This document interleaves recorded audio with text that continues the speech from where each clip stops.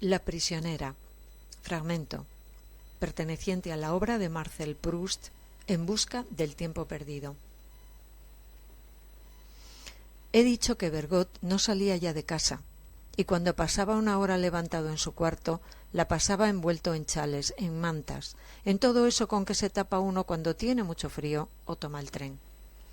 Se disculpaba de esto con los pocos amigos a los que permitía visitarle, y señalando sus mantas y sus chales decía jovialmente: «¿Qué quiere usted, querido amigo?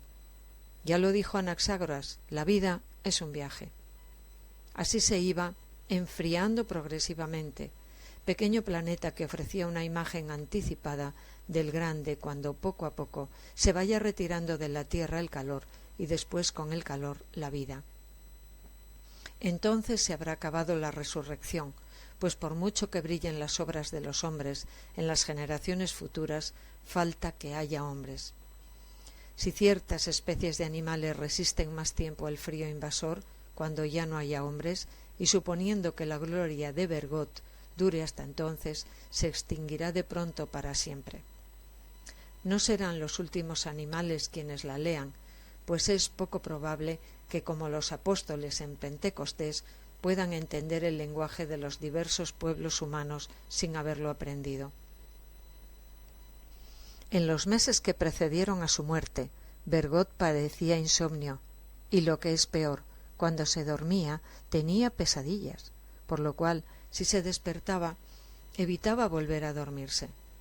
Durante mucho tiempo le habían gustado los sueños, incluso los malos, porque gracias a ellos, gracias a la contradicción que presentaban con la realidad vivida en el estado de vigilia, nos dan, lo más tarde al despertar, la sensación profunda de haber dormido. Pero las pesadillas de Bergot no eran eso. Antes, cuando hablaba de pesadillas, se refería a cosas desagradables que ocurrían en su cerebro. Ahora era como si vinieran de fuera, como si una mujer malévola se empeñara en despertarle, pasándole por la cara un trapo mojado, intolerables cosquillas en las caderas, un cochero furibundo que, como Bergot había murmurado, dormido, que conducía mal, se arrojaba sobre el escritor y le mordía los dedos, se los cortaba. Y en cuanto había en su sueño bastante oscuridad, la naturaleza hacía una especie de ensayo sin trajes del ataque de apoplejía que se lo iba a llevar. Bergot entraba en coche al patio del nuevo hotel de los Spahn e intentaba apearse. Un vértigo fulminante le dejaba clavado en el asiento. El portero intentaba ayudarle a bajar, pero él seguía sentado, sin poder levantarse, sin poder estirar las piernas. Procuraba agarrarse al poste de piedra que había delante de él, pero no le ofrecía el suficiente apoyo para ponerse de pie. Consultó a los médicos, los cuales, halagados porque Bergot los llamara, atribuyeron la causa de sus males a sus virtudes de gran trabajador, al cansancio. Le aconsejaron que no leyera cuentos terroríficos. No leía nada. Que tomara más el sol, indispensable para la vida. Que se alimentara más, lo que le hizo adelgazar y alimentó sobre todo sus pesadillas. Uno de los médicos, que tenía espíritu de contradicción y de suspicacia, cuando Bergot le consultaba en ausencia de los otros y para no molestarle, le consultaba como cosa propia lo que a otros le habían aconsejado. El médico contradictor, creyendo que Bergot quería que le recetara algo que a él le gustaba, se lo prohibía inmediatamente y muchas veces con razones fabricadas para las necesidades de la causa que, ante la evidencia de las objeciones alegadas por Bergot, el médico contradictor se veía obligado a contradecirse a sí mismo en la misma frase, pero por razones nuevas reforzaba la misma prohibición. Bergot volvía a uno de los primeros médicos, hombre que presumía de inteligencia sutil, sobre todo ante un maestro de la pluma, y que si Bergot insinuaba «pero me parece que el doctor me dijo que eso podía congestionarme el riñón y el cerebro», sonreía maliciosamente, levantaba el dedo y decía «he dicho usar, no he dicho abusar. Claro es que todo remedio, si se exagera, es un arma de dos filos. Hay en nuestro cuerpo cierto instinto de lo que nos es beneficioso, como en el corazón de lo que es el deber moral, instinto que no puede suplir ninguna autorización del doctor en medicina o en teología. Sabemos que los baños fríos nos sientan mal y nos gustan. Siempre encontraremos un médico que nos los aconseje, no que nos impida que nos hagan daño. De cada uno de aquellos médicos, Bergot tomó lo que por prudencia se había prohibido él hacía años. A las pocas semanas reaparecieron los accidentes de antes y se agravaron los recientes. Enloquecido por un sufrimiento permanente al que se sumaba el insomnio interrumpido por breves pesadillas, Bergot dejó de llamar a los médicos y probó con éxito, pero con exceso, diferentes narcóticos, leyendo con fe el prospecto que acompañaba a cada uno de ellos, prospecto que proclamaba la necesidad del sueño, pero insinuaba que todos los productos que lo provocaban eran tóxicos y hacían el remedio peor que la enfermedad. Bergot los probó todos. Algunos son de distinta familia que aquellos a los que estamos habituados, derivados por ejemplo del amilo y del etilo. El producto nuevo, de una composición completamente distinta, se torna siempre con la deliciosa expectación de lo desconocido. Nos palpita el corazón, como cuando acudimos a una primera cita. ¿Hacia qué ignorados géneros de sueños nos llevará el recién llegado? Ya está en nosotros, asume la dirección de nuestro pensamiento. ¿De qué manera nos dormiremos? Y una vez dormidos, ¿por qué caminos extraños, a qué cimas, a qué abismos inexplorados nos conducirá el dueño omnipotente? ¿Qué nueva agrupación de sensaciones vamos a conocer en este viaje? ¿Nos llevará al malestar, a la beatitud, a la muerte? La de Bergot sobrevino al día siguiente de haberse entregado a uno de estos amigos omnipotentes. Murió en las siguientes circunstancias.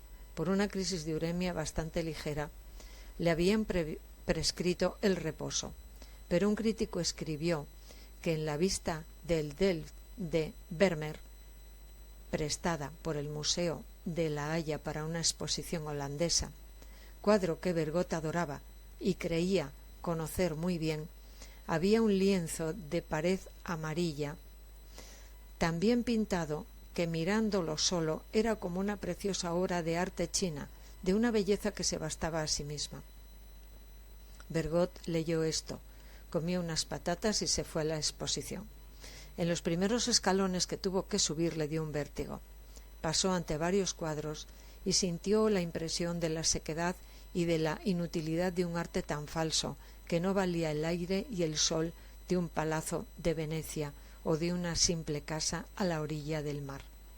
Por fin llegó al Vermeer, que él recordaba más esplendoroso, más diferente de todo lo que conocía, pero en el que ahora, gracias al artículo del crítico, observó por primera vez los pequeños personajes en azul, la arena rosa y, por último, la preciosa materia del pequeño fragmento de pared amarilla. Se le acentuó el mareo. Fijaba la mirada en el precioso panelito de pared como un niño en una mariposa amarilla que quiere coger.